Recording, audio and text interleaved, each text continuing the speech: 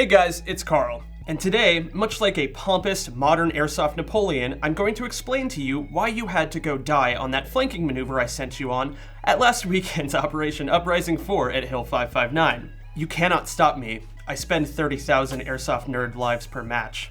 In all seriousness, I have been deep down the hardcore Milsim rabbit hole for about the past 5 years, so it's not often that I get to play alongside newer players at what might be their first big Airsoft operation. So there are a lot of things that I picked up on over the weekend, and I just wanted to touch base with all of you guys about it, because I figure if I see it happening at these games, it's probably happening at your games as well. So let's get into it. So point number one is going to be maneuvering and SOPs, and these are kind of vague general phrases for a few different things that I want to have fall underneath them, but I'll explain what I mean by that. When the entire CVM company first stepped off on Saturday afternoon, we encountered a bit of a maneuvering issue. Now, the entire company was essentially moving northeast with the intention to set up an online maneuver where you've got the entire company spread out, essentially north to south. Now, this formation can be challenging for even squads that regularly play together, so I get that there's going to be a little bit of a disconnect when you might not necessarily know the guys to your right and left. But what struck me the most about that were the squads that were essentially following one another through the easiest or most accessible terrain features.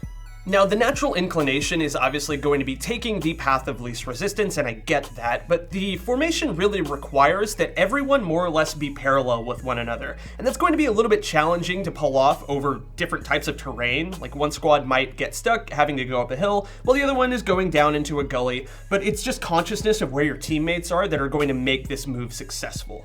Additionally, you want to maintain sufficient spacing so that a well-placed frag grenade or a burst from a machine gun doesn't take out an entire squad. That being said, the next topic that I wanted to tackle is hydration. And while dehydration or being a heat casualty wasn't an issue that I saw at this event, we are heading into the warmer months here, and maintaining proper personal hydration is going to save you so many headaches at these games. Seriously, if you've got a regular squad or a team that you play with, really consider setting an SOP, standard operating procedure, where anytime you guys take a knee that's going to last more than a minute, everyone takes a drink. Just pound some water, get it in you, especially if you are having trouble keeping up with the pace of the company.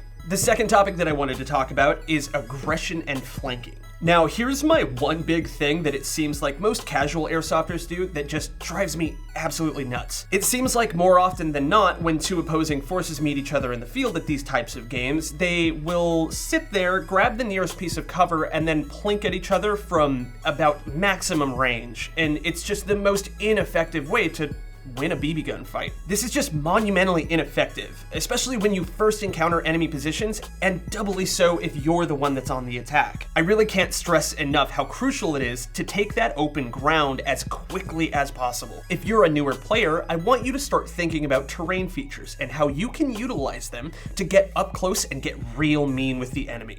Now, I'm not saying to dash headlong over open ground into hardened machine gun positions. Obviously, you're not going to win that fight. But I promise you, if you get over the natural aversion that probably most of us have to being shot with a BB gun and get aggressive and take that ground from them, you're going to overrun those positions so much more easily. It feels like the inclination to hunker down and take meaningless pot shots at one another once you're actually inside of AEG range is even stronger than when you're at max range. But don't do that, because very rarely is that going to result in you overcoming the stalemate that you're now locked within.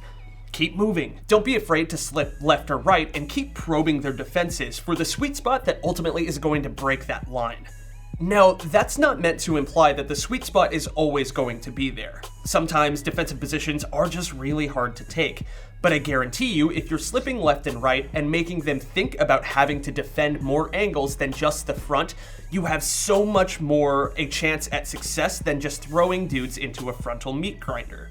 I think anyone that was at Uprising last weekend and saw how the CVM, which was a numerically inferior force, ultimately had to open up as many angles on the FSC-held village as possible before it ultimately collapsed, because they just couldn't account from fire from that many different positions around them. Topic number 3 is playing a night game without night vision, and I honestly don't even really know when the last time I played a night game where expecting the enemy to have nods and having nods myself wasn't the norm. So honestly, this was a little bit uncomfortable for me as well, just because I haven't done it in so long. Additionally, a confluence of the lunar calendar and a bit of cloud cover ensured that there was next to no natural nighttime illumination. However, one thing that doesn't help that situation is using your white lights to maneuver. Now, this is going to be a skill set that is going to be probably pretty hard to sharpen, because I assume most of us are not playing night games with any kind of regularity, and if you are playing them with regularity, you probably have night vision.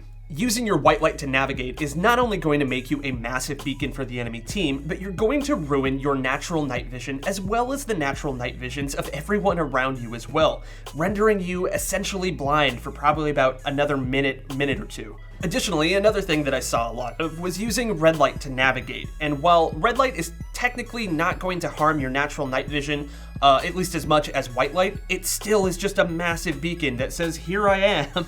Additionally, another thing that I saw a lot of was the use of red lights to navigate. And while red light is going to not be as harsh on your natural night vision as white light, it is still incredibly visible from a distance. I know that it's tough, especially at a field like 559 where you've got all sorts of gopher holes and rocks and inclines, but really try and get used to feeling the terrain out with your feet as you step. Focus on using your natural night vision to pick out what you can about the terrain, especially out of the peripheral of your eyes. It's really good for seeing at night.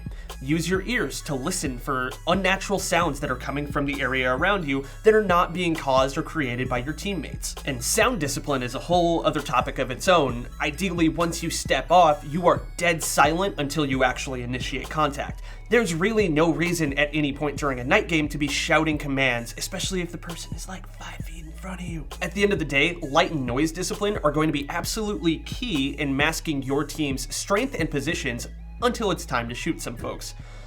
And for the love of all that is good, do not wear tinted lenses at night. Ask me how I know.